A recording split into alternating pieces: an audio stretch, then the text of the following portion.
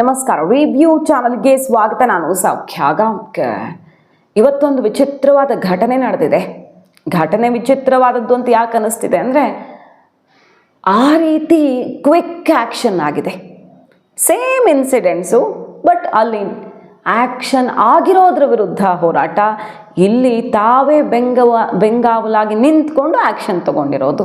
ಇದು ಯಾವ ರೀತಿ ವಿಪರ್ಯಾಸ ಅನ್ನೋದು ಅರ್ಥ ಆಗ್ತಿಲ್ಲ. ಘಟನೆ ಏನು ಅಂದರೆ, ನೀವು ನೋಡಿರ್ತೀರಿ, ತುಂಬ ಚರ್ಚೆ ಆಗ್ತಿದೆ. ಉದಯನಿಧಿ ಸ್ಟಾಲಿನ್, ಜೂನಿಯರ್ ಸ್ಟಾಲಿನ್ ತಮಿಳ್ನಾಡಿನಲ್ಲಿ ಅರೆಸ್ಟ್ ಆಗಿದ್ದಾರೆ. 24 ಗಂಟೆ ಒಳಗಡೆ ಎತ್ತಾಕೊಂಡು ಹೋಗಿದ್ದಾರೆ ವಿಜಯ್ ಸರ್ಕಾರದ ಆದೇಶದ ಮೇರೆಗೆ ಪೊಲೀಸರು. ಯಾಕಂದರೆ ತ್ರಿಷಾ ಅಂತ ಕೂಗ್ತಾರೆ ಒಂದು ಕಾವೇರಿ ಹೋರಾಟದ ಕಾರ್ಯಕ್ರಮದಲ್ಲಿ.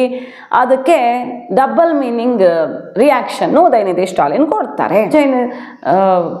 ಸಿಡ್ದೇಳ್ತಾರೆ, ಅರೆಸ್ಟ್ಗೆ ಆರ್ಡರ್ ಆಗುತ್ತೆ.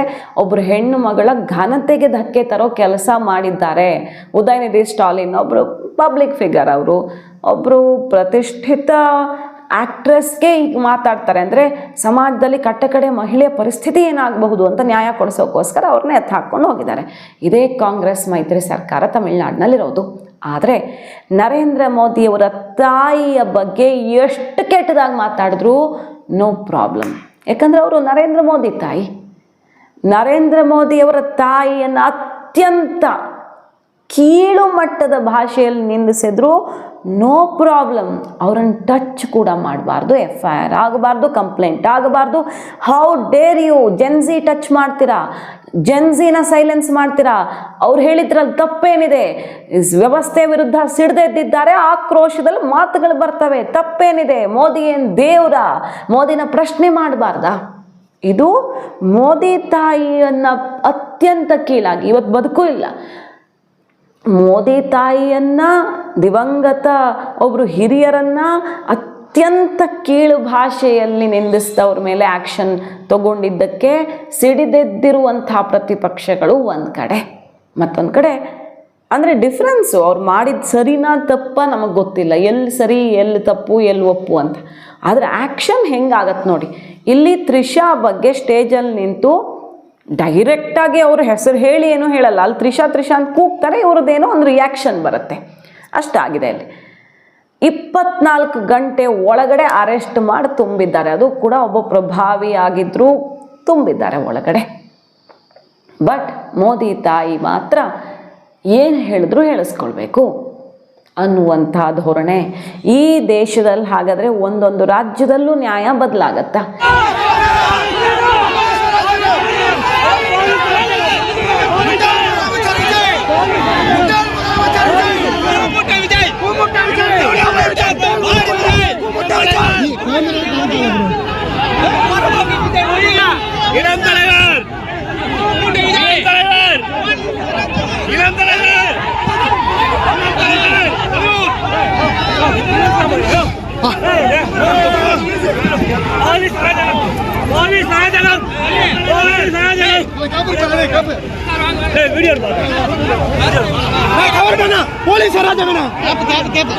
ಪೊಲೀಸ್ ಅರ್ಚಿ ಮಾಡಿ ಪೊಲೀಸ್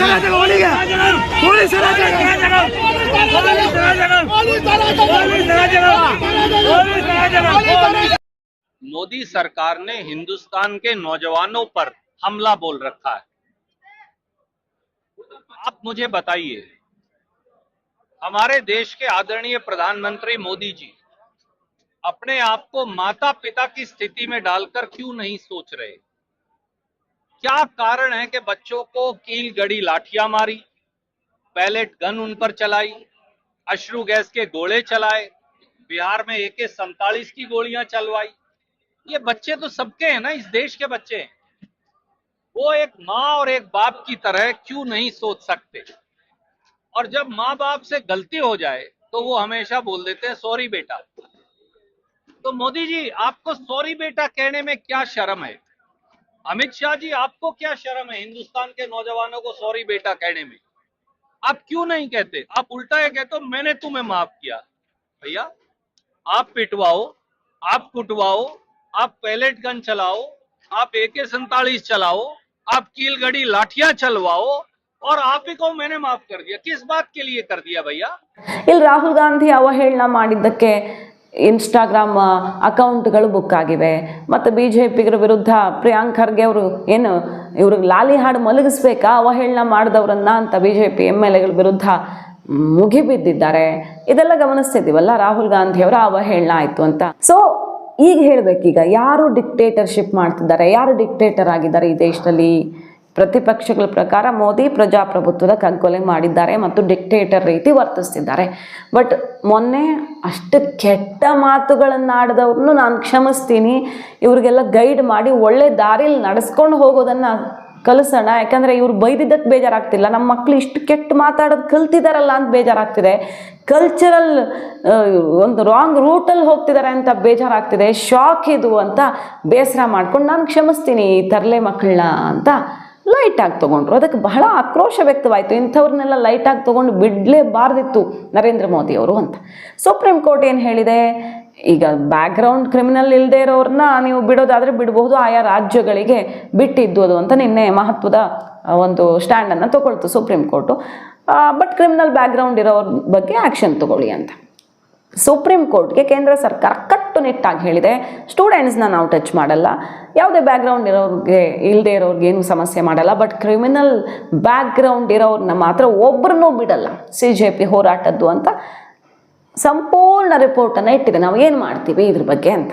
ಸೊ ಕಾದಿದೆ ಇನ್ನು ಮುಂದೆ CJP ಹೋರಾಟದಲ್ಲಿ ಯಾರು ಏನು ಮಾಡಿದ್ರಲ್ಲ ಅವ್ರಿಗೆಲ್ಲ ಹಬ್ಬ ಕಾದಿದೆ. ಬಟ್ ಯಾವ ರೀತಿ ಮನಸ್ಥಿತಿ ಅಂದರೆ, ಇಲ್ಲಿ ಲಾಠಿ ಚಾರ್ಜ್ ಕರ್ನಾಟಕದಲ್ಲಿ ಕಾನ್ಸ್ಟೇಬಲ್ ಎಕ್ಸಾಮಿನೇಷನ್ ಹೋರಾಟ ಮಾಡಿದವ್ರ ಮೇಲೆ ಲಾಠಿ ಚಾರ್ಜ್ ಮಾಡಬಹುದು, ಕೇರಳದಲ್ಲಿ ಹೋರಾಟ ಮಾಡಿದವ್ರ ಮೇಲೆ ಲಾಠಿ ಎತ್ತಬಹುದು, ವಾಟರ್ ಕ್ಯಾನಾನ್ ಪ್ರಯೋಗ ಮಾಡಬಹುದು, ವಿವಿಧ ಕಡೆಗಳಲ್ಲಿ ಪಂಜಾಬಲ್ಲಿ ಏನು ಬೇಕಾದರೂ ನಡೀಬಹುದು, ಜಾರ್ಖಂಡಲ್ಲಿ ಹೋರಾಟ ಮಾಡಿದ್ರೆ ಅವ್ರ ಕಡೆ ತಿರುಗಿ ನೋಡ್ದೇನೂ ಇರಬಹುದು, ಅವ್ರ ಮೇಲೆ ಆ್ಯಕ್ಷನ್ನೂ ತೊಗೊಳ್ಬಹುದು. ಬಟ್ ಮೋದಿ ಸರ್ಕಾರ ಇದನ್ನು ಯಾವುದು ಮಾಡಬಾರ್ದು. ಅದು ಮಾಡಿದ್ರೆ ಡಿಕ್ಟೇಟರ್, ಅದು ಮಾಡಿದ್ರೆ ಪ್ರಜಾಪ್ರಭುತ್ವದ ಕಗ್ಗೊಲೆ, ಅದು ಮಾಡಿದ್ರೆ ವ್ಯವಸ್ಥೆ ಹಾಳಾಗಿದೆ.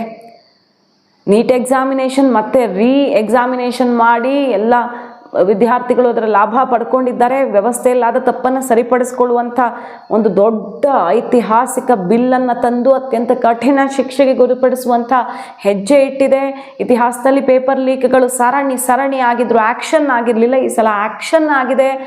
ಆ ವ್ಯತ್ಯಾಸವನ್ನಾದರೂ ಕಾಣ್ತಿದ್ದೀವಿ. ತಪ್ಪಾಗಿದೆ, ಬಟ್ ವ್ಯತ್ಯಾಸನಾದರೂ ಕಾಣ್ತಿದ್ದೀವಿ.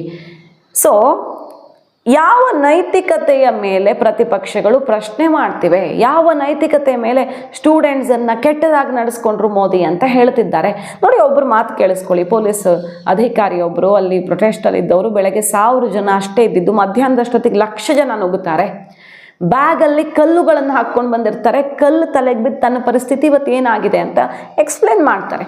ಬಟ್ ಇವ್ರ ಮೇಲೆ ಆ್ಯಕ್ಷನ್ ತಗೊಳ್ಬಾರ್ದು ಅಂತ ಇಲ್ಲಿ प्रतिपक्षಗಳು ಕಾಯೋಕೆ ನಿಂತಿರೋದು. सुबह के करीब 6-7 बजे तक तो करीब 1,500-2,000 थे और करीब 11 बजे के आसपास मेरे ख्याल से 1 से 1.5 लाख के करीब वहाँ की मतलब लगभग इतनी भीड़ हो गई थी. वहाँ स्टूडेंट तो मुश्किल से उसमें 10 या 15% लग रहे थे होंगे. बाकी सब अराजक तत्व थे. उन्होंने अपने फेस ढक रखे थे, रुमाल बांध रखे थे, और बैग जो उन्होंने अपने कंधे पे पिट्ठू बैग ले रखे थे उनमें टाइलों के टुकड़े, सील थे उनके टुकड़े, पत्थर रोड पे जो पड़े जाते हैं वो काफ़ी मोटे मोटे बैग में 5 किलो 4 किलो 10 किलो ऐसे उन्होंने पत्थर देखे थे. आपने बिल्कुल देखे हैं. जब पथराव शुरू हुआ तो उस टाइम हम लोग भी एकदम बहुत चक्के रह गए कि कर एकदम इन्होंने करा क्या एकदम ही. और जब तक बातचीत करते उनको समझाते तब तक तो मेरे साथ ही हादसा हो गया था. अच्छा, तमाम वो ಸೊ ಈ ದೇಶದಲ್ಲಿ ಏನಾಗ್ತಿದೆ ಅನ್ನೋದನ್ನು ಸ್ಪಷ್ಟವಾಗಿ ತಿಳಿಸ್ತಿರುವಂಥ ಬೆಳವಣಿಗೆಗಳಿವೆಲ್ಲ. ಮೋದಿ ಇಂಟರ್ನ್ಯಾಷನಲ್ ಟ್ರಿಪ್ಪಲ್ಲಿದ್ದು ವಿವಿಧ ದೇಶಗಳ ಜೊತೆಗೆ ಸೌಹಾರ್ದಯುತ ಸಂಬಂಧ ಕಲ್ಪಿಸ್ಕೊಳ್ಳೋದಕ್ಕೆ, ವಾಣಿಜ್ಯ ವ್ಯಾಪಾರ ಒಪ್ಪಂದಗಳನ್ನು ಮಾಡ್ಕೊಳ್ಳೋದಕ್ಕೆ, ಮೆಲೋನಿ ಜೊತೆ ಒಂದು ಮೆಲೋಡಿ ಚಾಕ್ಲೇಟ್ ಗಿಫ್ಟ್ ಕೊಟ್ಟಿದ್ದಕ್ಕೆ ಇಲ್ಲಿ ಎಂತೆಂಥ ಕೆಟ್ಟ ಕಮೆಂಟ್ಗಳು ಬಂದು ನೋಡಿದ್ದೀವಿ.